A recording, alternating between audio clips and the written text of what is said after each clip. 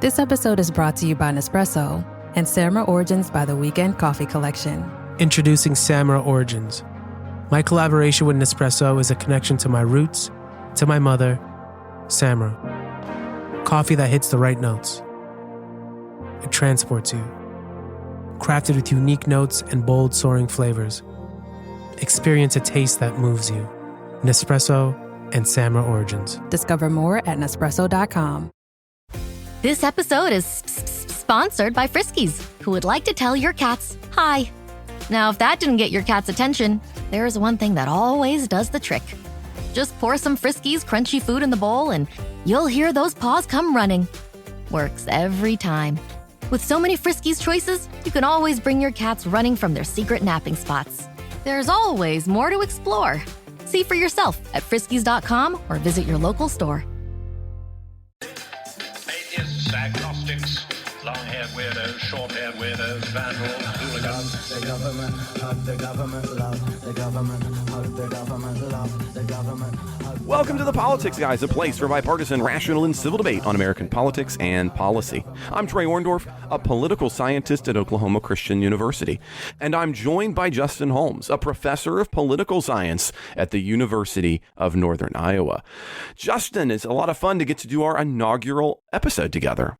I'm really excited to do this, Trey. It's good to be with you.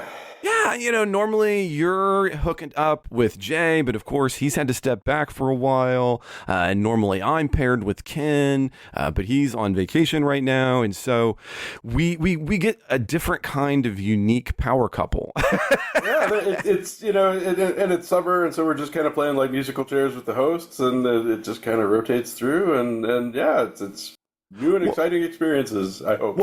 Well, maybe we'll be like an affair, and it'll be exciting and sexy, and as we cheat on our partners. I don't know. If I had the video on, you probably wouldn't be saying that, but yeah. Different kinds of cheating here. A different kind of cheating. Yeah. Different kind of cheating.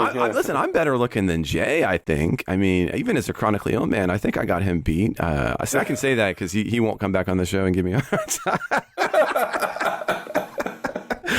Oh, dear. Well, we'll leave Jay and Ken's appearance for another special episode. But I think what we'll move on to, Justin, is why don't we take a look at Trump's travel ban? Because I think that was one of the big stories of this week. So on Wednesday, and it's not, you haven't been put in a time capsule. President Trump signed a second travel ban, and this is a reintroduction of a policy that came in the early days of his first term. And the most recent one, the one that came out on Wednesday, is a travel ban on 12 countries. The major targets are in the Middle East and Africa. Now, the ban will completely bar travel to the United States from citizens of Afghanistan, Myanmar, Chad, Congo, Equatorial Guinea, Haiti, Iran, Libya, Somalia, Sudan, and Yemen.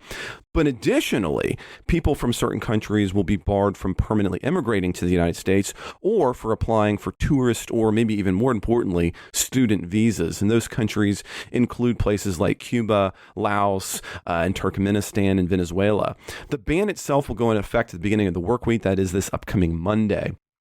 Now, Trump, in a video on Truth Social, said that the ban is related to the attack in Boulder, Colorado, and he underscored the danger posed to the United States from these other countries. Now, weirdly, from my point of view, though, Egypt, which is the origin of the attacker in Boulder, Colorado, is not on the list.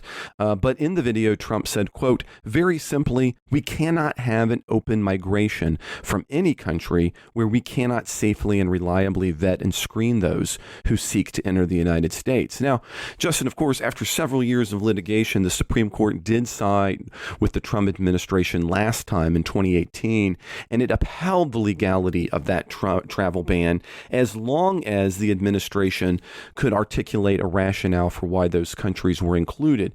And I think that's going to make it pretty tough for immigration advocates to really challenge this new ban. There doesn't seem to be be a lot of wiggle room.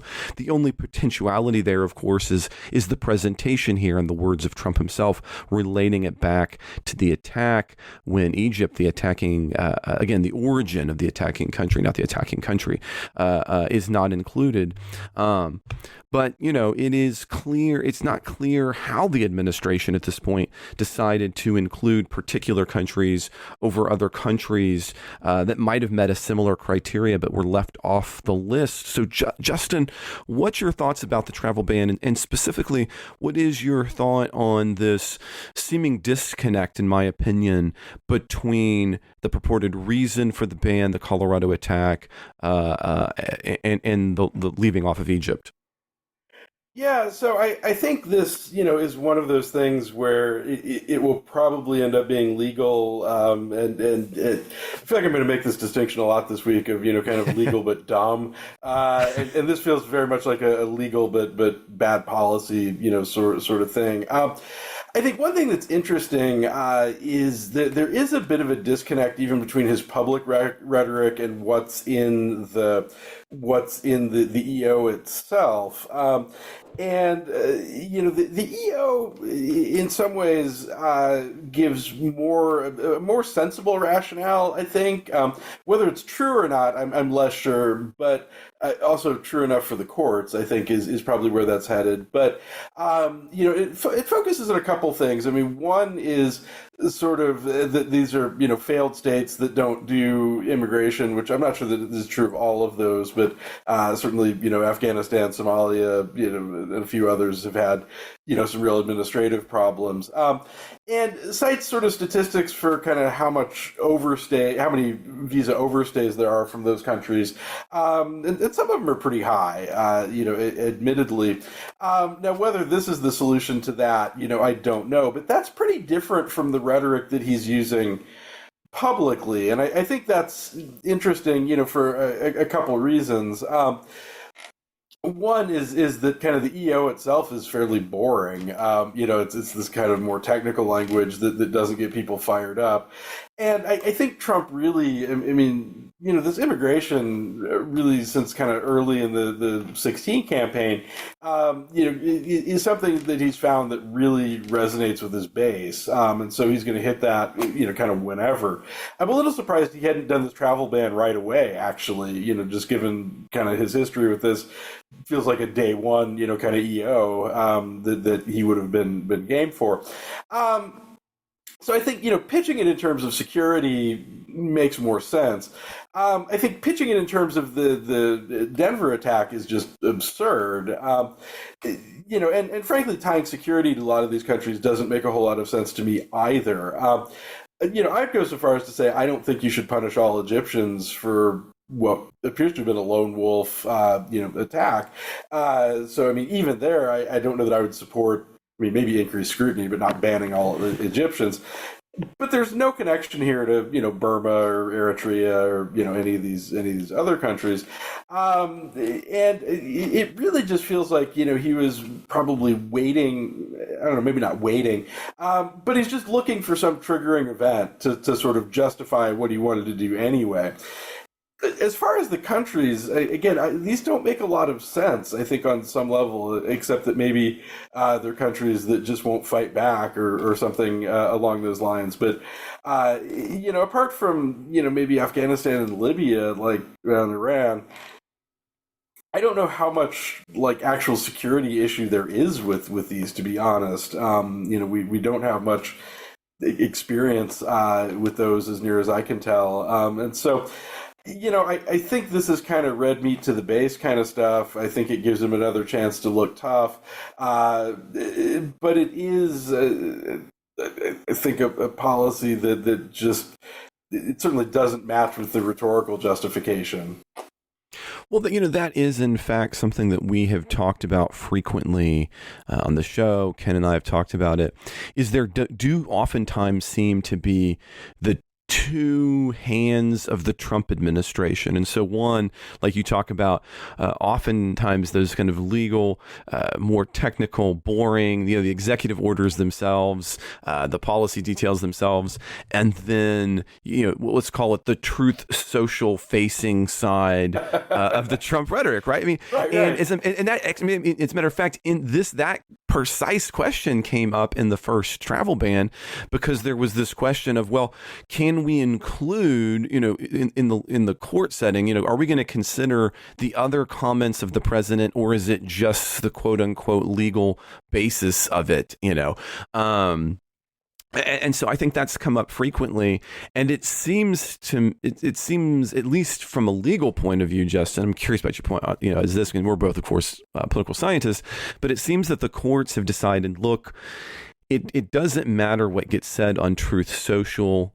It matters what's in the executive order, and that's what we're going to focus on, no matter how bombastic or disconnected the rationale might be in public. What do you think about that? Yeah, well, this is my standard "I'm not a lawyer" disclaimer. Neither of us are. That's fair. Here we are. Genetically a lawyer, if that counts. But yeah. Okay, pause. I have never had to ask a question like this. You're genetically a lawyer? My dad was a lawyer and a judge. And okay, there we go. Third year grad school, he would kind of poke at me. He's like, if you'd gone to law school, you'd have a job now. You'd be done now. It's like one of those signs. You'd be home now if you bought this apartment. I gotcha. Okay. Don't make me tap the sign. So anyway. As a genetic lawyer, let's have your opinion. As a genetic lawyer, if you will. I do think... there's always this gap. I think you guys are absolutely right to kind of hit on kind of the public versus the legal Trump. Again, these EOs, it's obvious that he's not the one writing them. I mean, it's just no universe where that's the case. But we saw this too in like the election lawsuits back in 2020. He'd say all this, off the hinge, unhinged kind of stuff in public, and no lawyer was going to take that stuff into a courtroom. So if you looked at like the legal filings there, I think there are people in the administration that understand sort of what flies in court and what doesn't. I will say the disconnect here may be kind of rhetorically, in terms of kind of motivation behind policy. I feel like the first round of the travel ban was more problematic because it was a religiously targeted thing. He comes out and says, well, this is a ban on travel from Muslim countries. And that certainly invokes First Amendment issues. Here, there's a disconnect, but I don't know that there are any particular rights that are being impinged here, by justifying it on one grounds in one venue and in another grounds, in kind of the more legal filing. So, I feel like the administration is learning to some extent. This travel ban thing has been, because if I'm not mistaken, it was travel ban 3 the first time around that was the one that was upheld by the courts. So it's kind of like, somewhere along the way, they're learning from their mistakes, which actually frightens me a little bit, because certainly I feel like some of their worst impulses were sort of kept in check by, some level of incompetence last time around. And, as they get sort of better at negotiating the system, I'm not seeing much kind of legal analysis around this. I'm not really seeing anybody that seems to think that this isn't going to get through the courts. It's crafted in such a way that probably it's all right. But again, I'm with you. I think, in terms of a policy that makes sense or is I just don't think this is it, but it's probably legal. So. Well, and I think for many listeners, because our listeners they skew a little bit being a little more liberal, right? So if you're listening, you're probably a little bit more liberal. I'm more of the outlier comparatively, but I think it can be really easy to miss. Then so we have this analysis on it, and you go, okay, then why are you even doing this? It is difficult to overstate how generally popular immigration restrictions are right now. And I'll point to a little piece of research. One of my students that I was working with, she did a qualitative analysis. We're taking a look and doing deep dive interviews into many, many first generation immigrants to take a look at their support of Trump. And their support of Trump is higher than you would anticipate. It's very, very high. As a matter of fact, it was universal across the board, which is not surprising given this Hispanic community that we're focusing on. She's conducting these interviews primarily, not in English, and what was the thing that was not the primary driver of her research, but became quite apparent as we were parsing through the data, is that even among first generation immigrants, they are vehemently anti-immigration comparatively. Right. And so I think sometimes if you're listening to this show, you look at something like this and you just kind of go, it's Trump being Trump.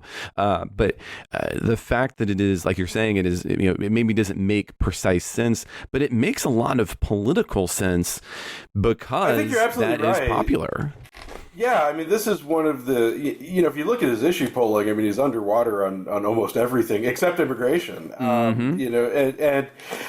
He briefly went underwater, with the when Democrats were kind of hitting hard on, kind of the one individual that had been maybe wrongly detained, Garcia, who's now coming back apparently. But is back and is facing charges in federal court in Tennessee. Today. Yeah. I hadn't checked the news this morning. He was coming back. It wasn't just to be clear for listeners. We hadn't tackled that yet because it was ongoing right as we were getting ready to do the show. But that's what was going on. Yeah, and that's probably something that next week that we're going to see the guys take on. Yeah, for sure, because I think that's there's a lot going on there. But what I will say, just as we're talking about the politics, when they were hammering that, and when you had kind of a member of Congress meeting with him, in person, at the prison and things, that was this brief moment where Trump does go even underwater on immigration a little bit. But as soon as that focus leaves, he's back kind of above board there. And I think, public opinion is complicated on immigration, and in general, even now, kind of a pretty solid majority say, immigration is overall good for the country and things like that. But as soon as you start tacking on the crime and the crime and jobs and the illegality, it's kind of that illegal versus legal distinction. I think is important for a lot of people. But what you get here then is where Trump has been politically pretty astute is largely on the framing of the issue, where and this is he comes out pretty much on day one talking about this it's all about fentanyl and drug dealers with calves the size of cantaloupes and things like that. It just sort of bizarre rhetoric. But when you make that kind of the image of immigration, that does seem to be a winning issue. If you're playing up the negatives and you're playing up potential dangers, to my estimation, often I think radically overstated and sort of out of touch with who they seem to be rounding up right now, in terms of that. But that doesn't really get through, and I think the Democrats have not been very good at messaging on that. And it's a hard thing to message. I mean, if somebody says, "Oh, this is a giant problem," and your rebuttal is, "Well, you're exaggerating." Mm-hmm. Public doesn't buy that. Jay and I had this conversation around inflation, where it's like, well, inflation's not that bad, but you tell people that, and they don't want to hear that. It's like, well, you're just out of touch. So I feel like Trump actually has done rhetorically pretty well here, because you could reframe this issue, and Democrats have tried a little bit, but just not getting a lot of traction. You can where it is Garcia and kind of putting a human face on it and things. that has some success, but by and large, I think Trump has kind of won the framing war around this, and this is kind of another example of this. Despite the case that he really never made the affirmative case for what problem we have with Chad publicly. Right, yeah, because again, it's not about those details. It's about we're restricting it more. It's about the fact that we want fewer people, and that's the way to do it. And when I say we, I mean again, I mean it's a public perception point. Right.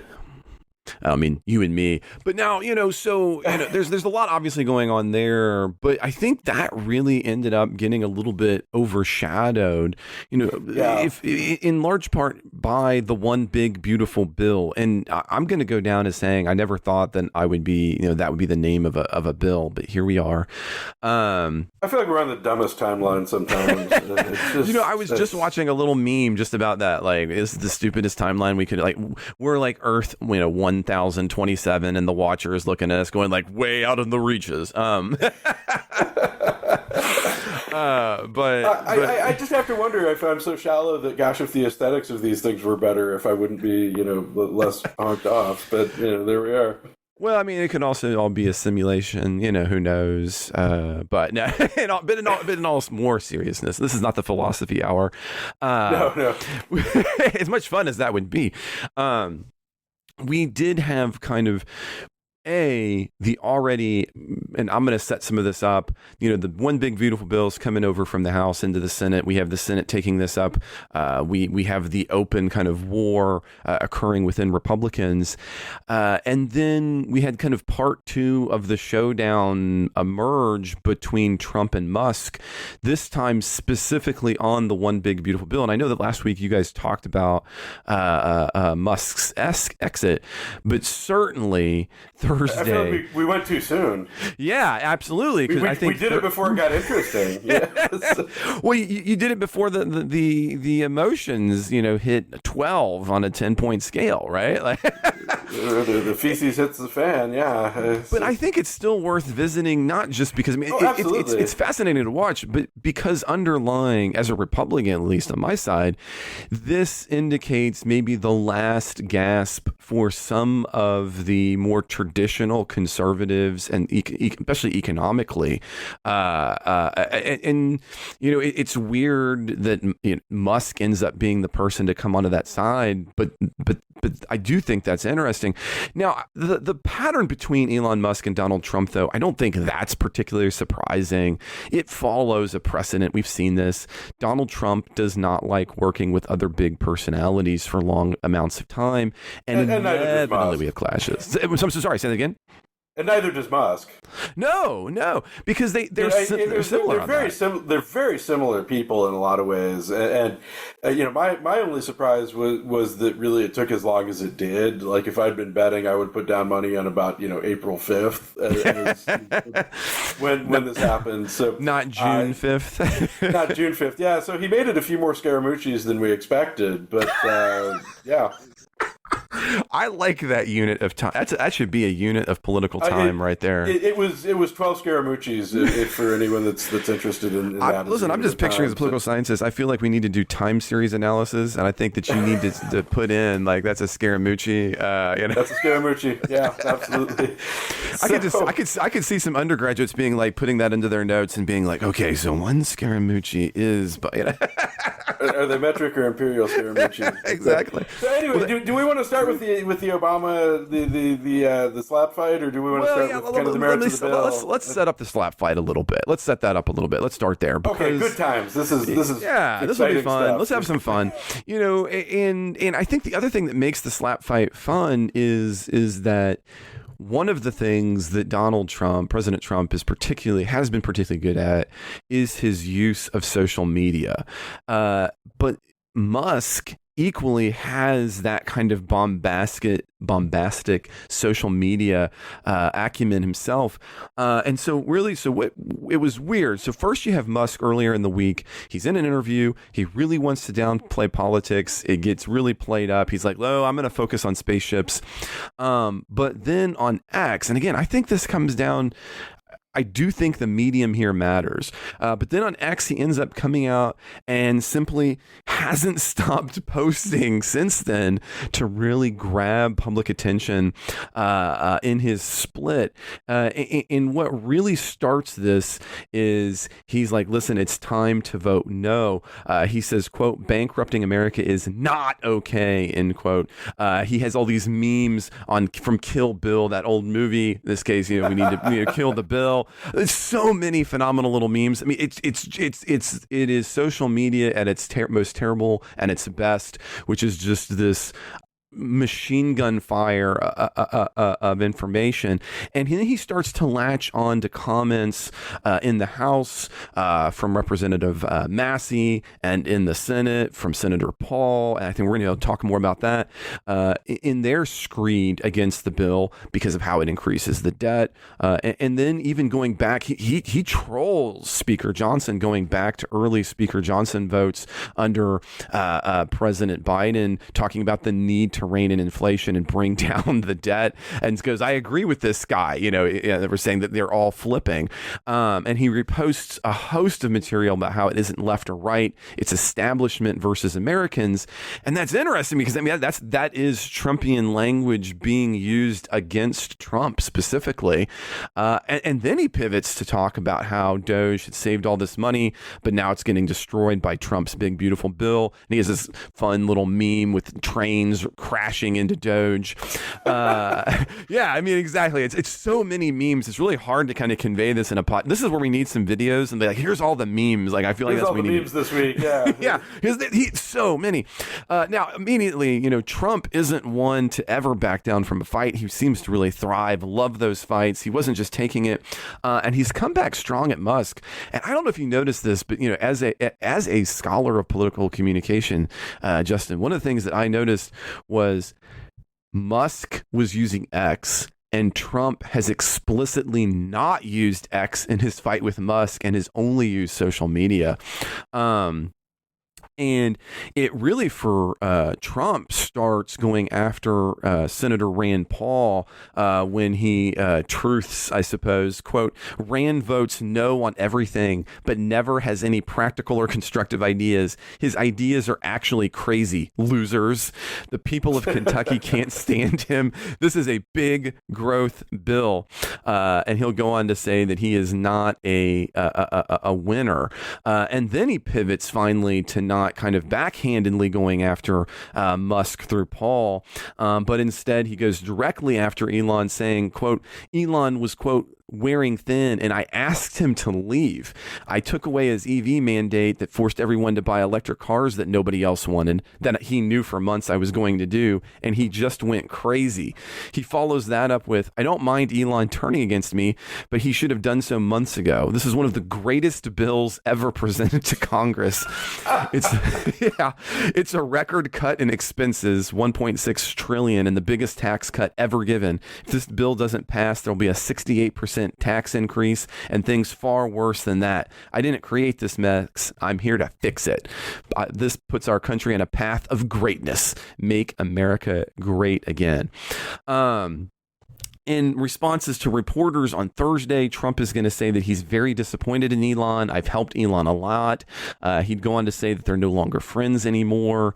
And then the slap fight really, if you thought that was the end of slap fight, I think the thing that just sent QAnon and, the far right into just pretzels was this from Elon, quote, time to drop the really big bomb at real Donald Trump is in the Epstein files. That is the real reason they have not been made public. Have a nice day, Donald Trump Jr. End quote. Yeah. I mean, the Epstein file. I mean, that is the conspiracy rights playbook. I mean, basically, Musk took the Trump playbook and threw it back at Trump, and then Trump did his normal Trump things and threw it back at Musk. Before we get to the details, which I do think are interesting in terms of the bill, what's your slap thought fights here, sir? Oh gosh, the pedophilia stuff. I mean, that's kind of Musk's favorite. That seems to be the right's favorite insult these days. Is to call people pedophiles, and that was. That was kind of when people started turning on Musk. Even was with that Thai pedo guy. The rescuing the kids in the cave, and they won't let him build a submarine that he has no expertise in to rescue kids from a cave, and calls the guy that rescues him a pedophile. So on some level, this is just Musk's favorite insult again. I do think one thing that was sort of interesting is that Trump managed to sort of marshal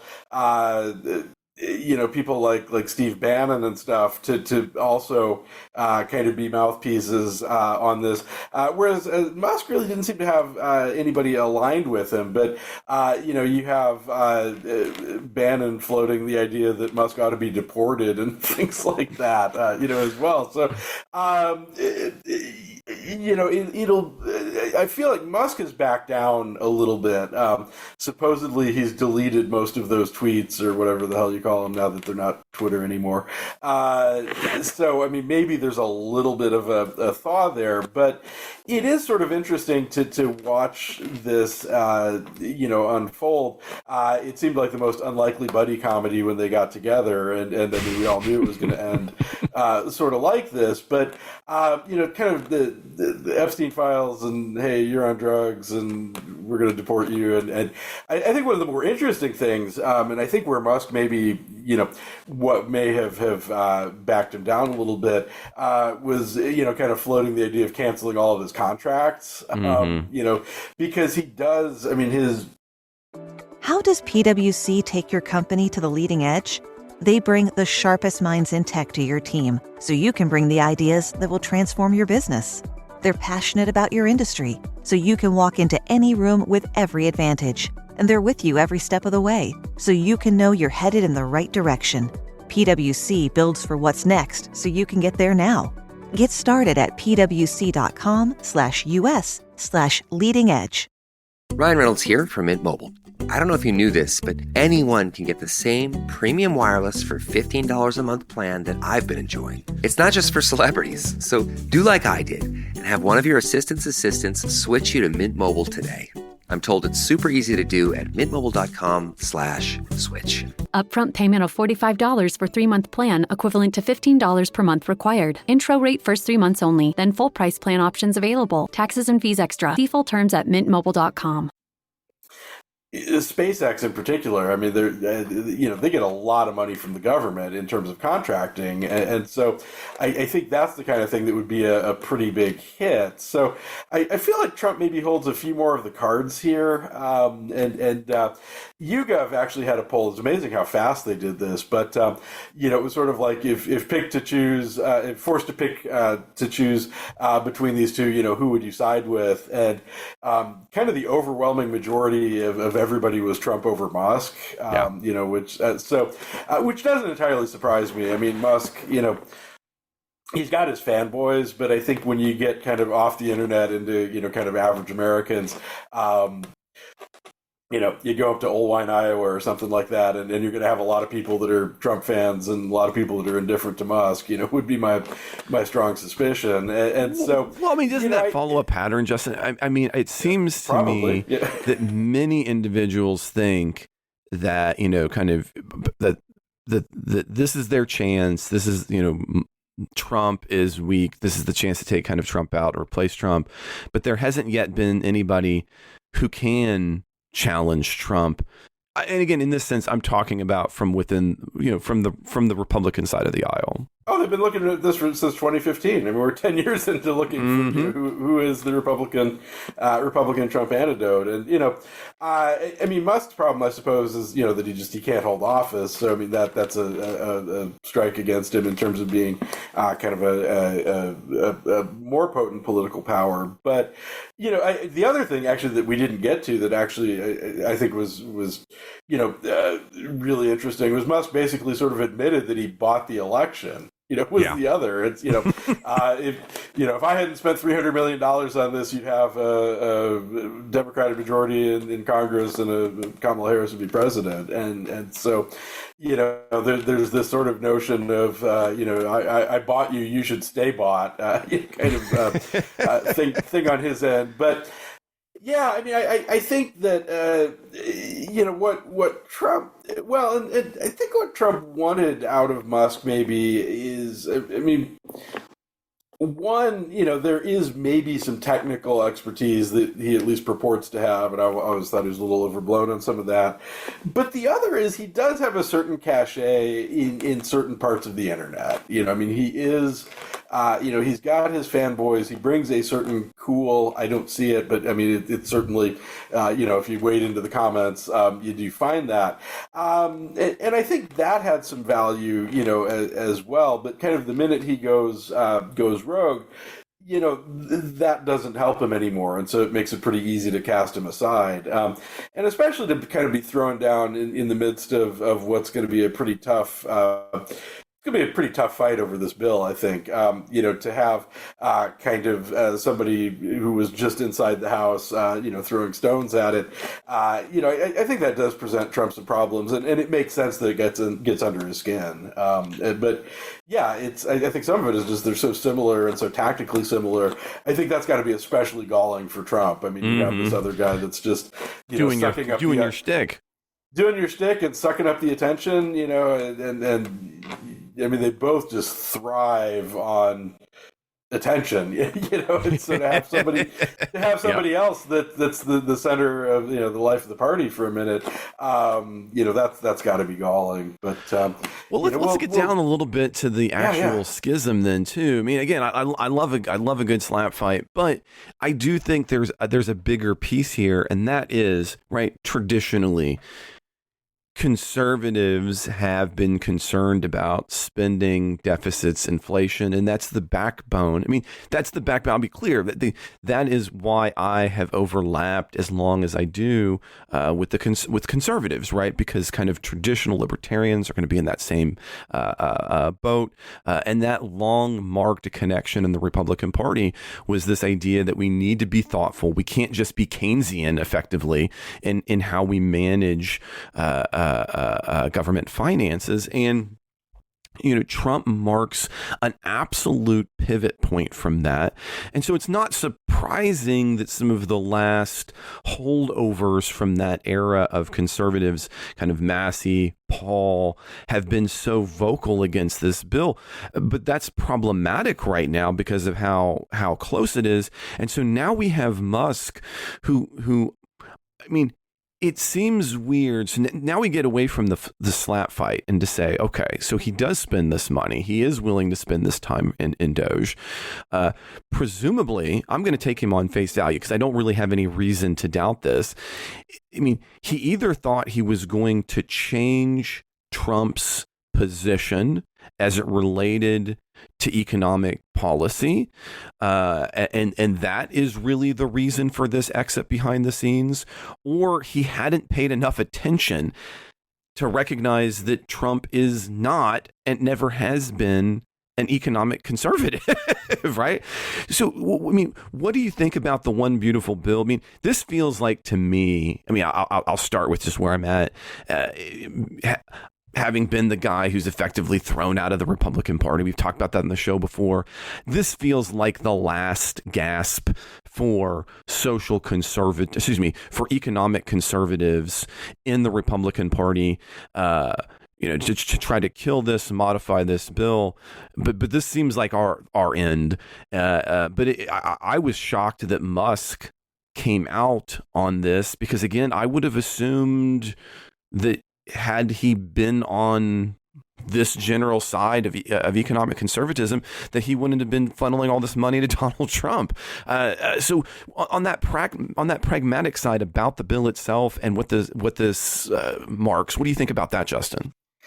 Yeah, so I guess I've always been a little skeptical of purported deficit hawks, just because they tend.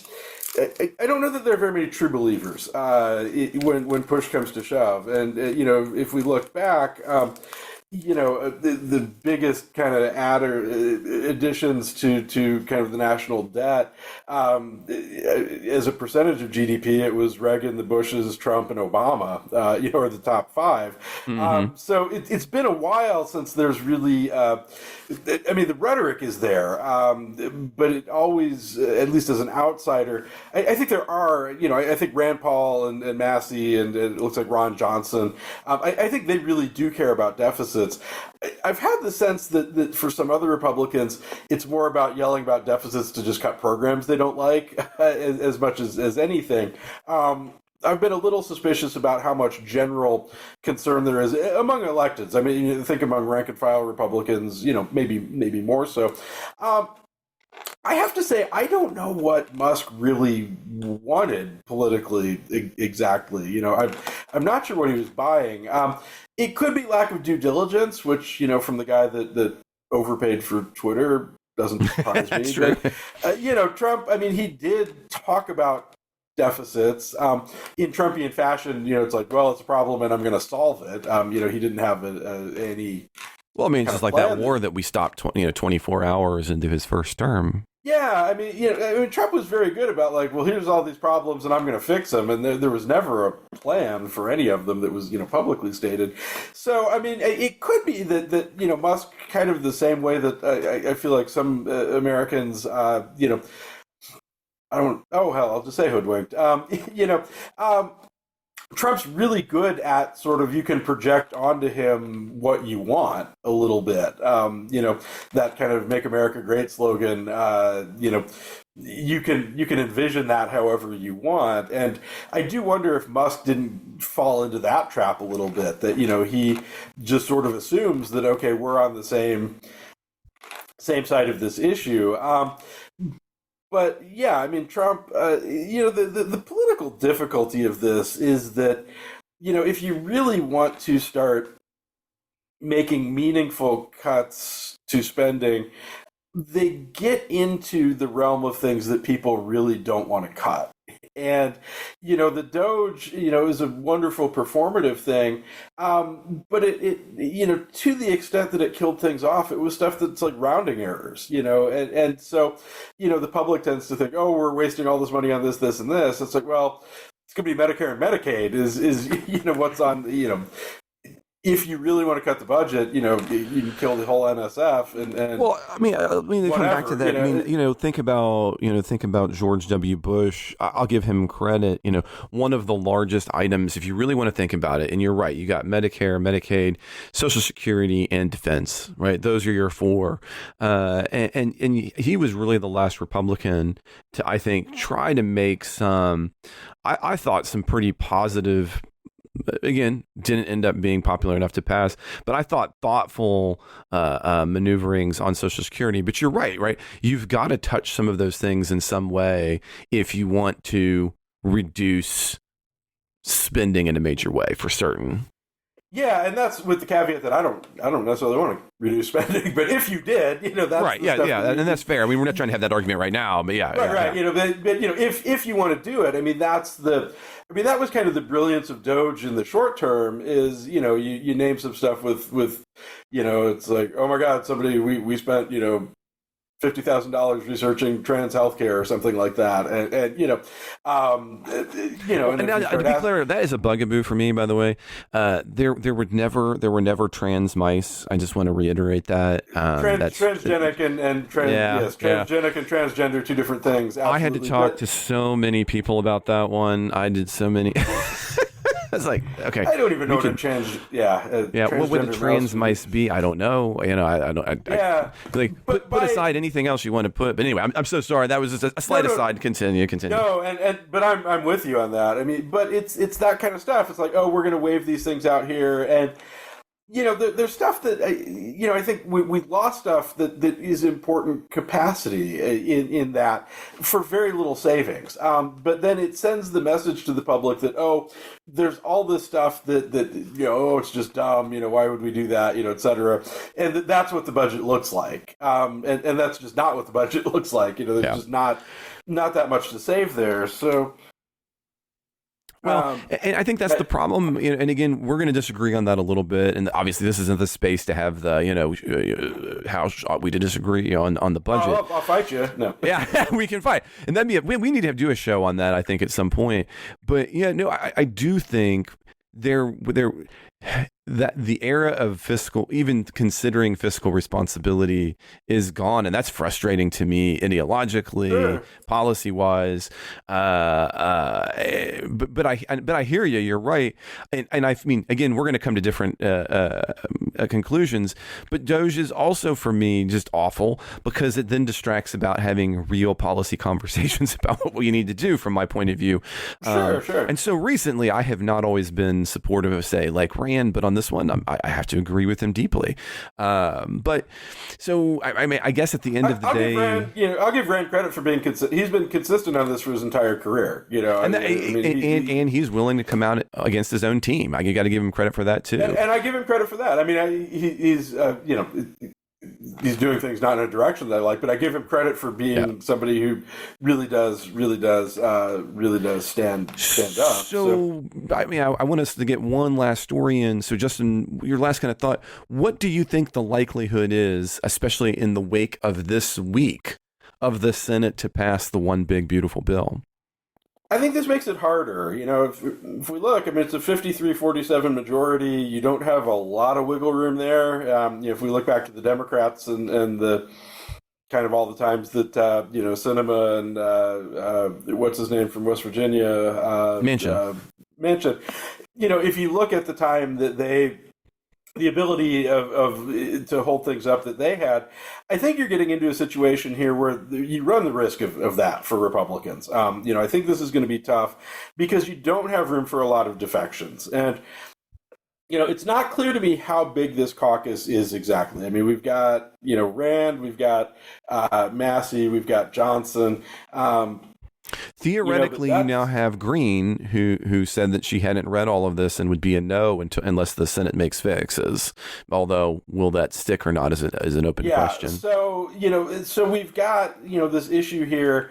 I mean, that's 3 right there. That's a tie. Mm-hmm. So I mean, if you flip one more in the Senate, but then the difficulty that you get, and this is, I think, consistently the problem, consistently a problem, is.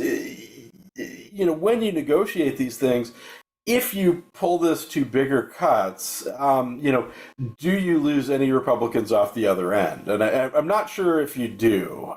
This was always, I think, a problem for Democrats, at least, is that, as you kind of try to accommodate Sinema and Manchin, you're going to piss off the left flank of the party, and you're going to send something back to the House that they're going to shoot down. I don't know. Is there kind of then the potential for a centrist rebellion at some point if you cut these things too far? I don't know, maybe, but I mean, this, I think, and I think Musk then, by being very public about this, I mean, even if people don't necessarily like Musk overall, getting that out into the world, having that message out there, I mean, suddenly that does give some space to, people like you, for example, to say, hey, look, I can make demands on the system here because I'm not the only one saying this. This is out in the world. And I think Musk has a bigger platform than Rand Paul, just to be... For sure. To be mind-numbingly obvious, yes. Well, why don't we hit one last story, Justin, because it is a big one, and I think it needs some attention. And that was Ukraine's drone attack this past Sunday, coming right after the hosts went. And, it's amazing how frequently we keep getting to talk about, Ukraine hitting Russia.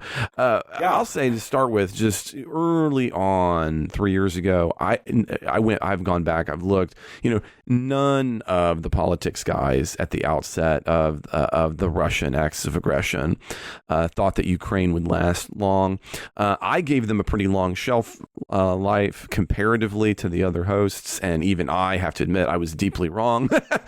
Right? I mean, none of us were talking about, we'll be having a conversation about this in 3 years, right? We just weren't. No. I mean, and I'll be honest, and that was not an exclusive of the politics guys. I mean, international relations scholars were getting that wrong. But then we have, at least I think both as in the scholarly community, but also obviously on the show, we become more circumspect. And so recently, when President Trump's election really seemed to threaten the future for Ukraine again, I think many of us were hesitant to say, okay, but that's the death knell of things, because on Sunday, Ukraine once again did what Ukraine does, and, quote, had a spectacular drone attack on Russia's strategic bombing fleet, end quote, as the Wall Street Journal put it. And it was certainly a spectacular attack. So what made this attack on these bombers so amazing is that they are in fact outside the reach of Ukrainian drones. Now that seems really weird on the face of it, and there's a lot really to dig in here, and it's cool. It's kind of spy-y kind of stuff. It's kind of the real James Bond kind of thing. So how does that happen, right? How do you drone attack something when you're out of drone range? My summer project this summer is to watch all of the James Bond movies in order, so you're speaking my language. Oh, good choice. I'm a huge James Bond fan. But if you were closer, we could watch them on Blu-ray. But what made that possible is that we now know Lieutenant General Malik came up with this crazy plan. What if they launched the drones from inside of Russia? And so what Ukraine does is they smuggled Ukrainian drone parts into Russia in pieces, then assembled them at secret locations. Then, and again, here's that kind of spy element of all of this on top of all that. Then they use actually Russian trucking services to unwittingly ship the drones containers, so that then the containers will open at the right moment when they get close enough to these locations and release the dozens of drones off of the actual Russian company trucks with, unwitting drivers. And just devastated a number of airfields. Now, Ukraine has claimed that it's caused about $7 billion worth of damage over 4 bases and destroyed 41 warplanes using drones that cost just under $2,000 each. In other words, kind of what a high-end consumer might even be talking about. Now, I want to be very clear, those numbers have not yet been verified according to outside observers, even as of Saturday, June 7th. But despite whatever the specifics are, it is clear that the attack was a success. In satellite imagery, and it's really fascinating to go look at it, satellite imagery confirms that clearly and obviously. And so, Justin, in a phone conversation with President Trump, Putin emphasized that it's going to be necessary for Russia to respond to the attack. That has, in fact, happened. He has declared that Ukraine, quote, will regret its actions and promised to, quote, many more times destruction, end quote, in response to that. And he likened the situation to children fighting in the park, which, again, is just an awful analogy in so many ways. Again, this has really been kind of terrible, but once again, in the midst of not having significant support, Ukraine has again hit Russia in ways that I don't think, to the best that I'm not a military expert, but to the best of my extent, this seems to have shocked many of our military's experts, and it's kind of, again, I say James Bond audacity, but I actually mean that in a certain sense. What are your thoughts about this, Justin? Yeah, so, I certainly wasn't on the politics guys when this started. It's kind of like started 3 years ago, but we've talked about it a lot since I have been on. And I will say I'm surprised a little bit, but I do think that, clearly people underestimated Ukraine, and I think kind of two factors there. I mean, one is just that if you feel like you are morally right as they do, and it's about kind of defending your country, it's kind of hard to totally put that down. This isn't maybe a conventional war, and clearly this week it's not a conventional war. So, that kind of, on the ground resistance is a little harder, or a lot harder to stamp out than, kind of conventional armies coming at each other. But I think it also highlights that the Russian army and Russian military, really was not as much of a force as people had estimated. They really don't seem to be as powerful. Certainly, as a Cold War kid, watching what they are now is well, kind of shocking, in terms of what they've got. But I think this is a pretty big deal. It's scrappy, it's smart, it's this kind of, Putin certainly called it terrorism, and I don't want to use that word because it's so loaded, in terms of the valence. But, it's a non-conventional attack that's the kind of thing that frankly, if you are the smaller country, if you don't have a ton of resources, it's a really brilliant use of technology, of doing it on the cheap, et cetera. And I do think that this it causes, I think, a couple problems for Russia. One is just obviously the material loss. Again, there's a dispute over how many bombers it was and how many dollars, but you can't say, even if it's the low end, you can't say this isn't a big deal. Mm-hmm. This is a hit to their capacity, but I think it's bigger than that, which is that this sort of sends a message that we are going to be harder to get than you thought we were, and that nothing is safe, on some level. If we can do this, what else could we cook up? And maybe this was all they had, but. But you don't want to bet on that anymore. And if you're Russia, you certainly don't want to bet on that because, again, as we set it up, what else do these guys have cooking? Mm-hmm. And I think then the other is that if we think about kind of where you're doing this, I mean, Ukraine's hit Russia a few times, but by and large, this is fought on Ukrainian territory. This attack suddenly is, there's the psychological impact. They'd never hit as far as Siberia before this, so they have extended the reach. But then, does this impose sort of greater security on shipping, for example? And that becomes a huge burden, as far as the Russians go. That becomes a lot more work for them. It's resources that go into that kind of security that they clearly weren't doing before. And so, I think this causes a lot of problems for them. Whether it's enough to get them to the table, I don't know. And, that was kind of Ukraine's stated hope here, is that, this would be something that pushes Russia to finally actually negotiate in some version of good faith.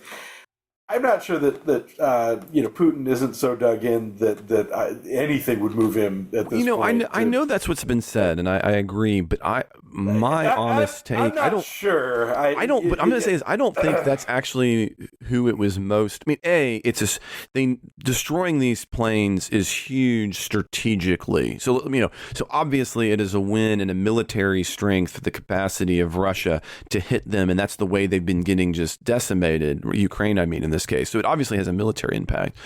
But Sure. Broader than the military impact, and you were talking about there, I don't think it's primarily about Russia coming to the table, because I don't think there's a universe in which Russia comes to the table. I think I think you might be right. Yeah, I think what it's really about is ensuring that Europe continues to say, yes, we're going to be here for Ukraine. You are still worthy of this, in the face of the Trump's wavering of support. And I think the secondary impact is to say, yeah, we still have cards, to President Trump. That would be my guess. Now, of course, you cannot say that. Yeah, but absolutely. If I could be in on a cabinet meeting in Ukraine, I would put down a lot of money. That was what the intention, the rhetorical intention was. Now, again, obviously this was more than rhetoric, but no, but I think that's a really good point, because, at some point, regardless of what you think of Ukraine, and Trump clearly doesn't think much, but I think, Europe is largely with them because they, you don't want to see, Putin marching on Poland next or whatever. And so, But you need to demonstrate that, you actually have some chance of doing this. You don't just want to set money on fire. And so, I think you're right that this does send a message that, look, we're still in this. We're pretty scrappy. We've got some good ideas. And so I think that maybe does help keep Europe kind of, both politically and funding wise on their side. Or maybe even to step into some of that American void where, we're clearly not going to throw much money at them anymore. Well, Justin, it has been a lot of fun doing the Politics Guys with you. Hey, this has been great. I hope we get to do it again sometime. I agree. And I bet you over the summer and as we get into the fall, that will indeed happen as we move forward. As a matter of fact, this upcoming week, I'll be one of our third guests again as we bring on another conservative host. So I'm looking forward. You'll get to see a little bit more of me. But Justin, it's been a lot of fun to be with you. But we're not quite done. So, don't get done with us yet because Justin and I are going to be more. Exactly. There's going to be the Justin Trey midweek show. Now, we're not going to do what I always do with Ken, which is the Constitution. We're getting really close to being finished. As a matter of fact, we were mapping it out. We're going to be getting done at the beginning of the school year with the Constitution. But this week, Justin and I are going to take on some additional stories we didn't get to.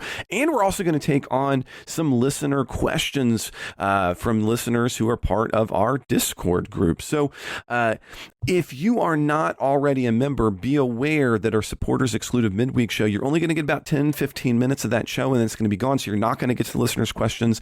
And by the way that people get to put those kinds of questions in for those priority days are by being on Discord. And that's another perk for being a supporter of the midweek show. So we have all different kinds of plans. They come with all different kinds of levels of support. Things like that midweek show, full access, no commercials, getting a hold of us all the time via Discord. There's all kinds of cool things. So check out those plans by heading to politicsguys.com/support, or just scroll down a little bit there. They're always in the show notes. Now, don't forget, you can always email us your questions or other kinds of inquiries at mail@politicsguys.com, and somebody will get back to you.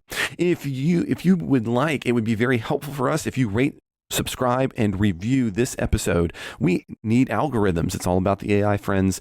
So share this episode, rate our episodes. It makes a big deal. Thank you in advance.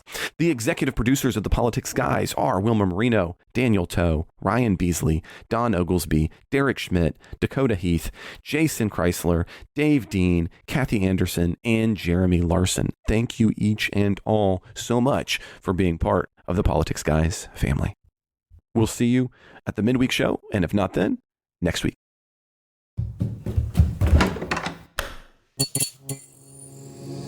This podcast is part of the Democracy Group,